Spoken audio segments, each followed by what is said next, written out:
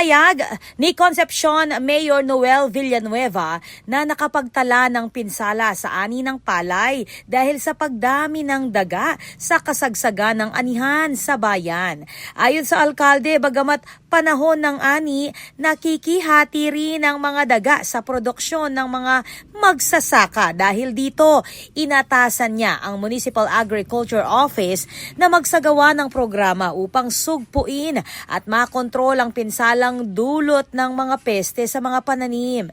Ang videong inilabas ng alkalde ay kuha sa isang sakahan sa Barangay Tinang kung saan makikita ang epekto ng pananalasa ng mga daga sa inaaning palay. Patuloy namang hinihikayat ng pamahalaang bayan ang pakikipagtulungan ng mga magsasaka sa mga hakbang na ipatutupad upang maprotektahan ang kanilang ani at kabuhayan. Ako po, Patricia Mamangon para King News Force Pampanga. Balitang tutuking Balen, susuyo.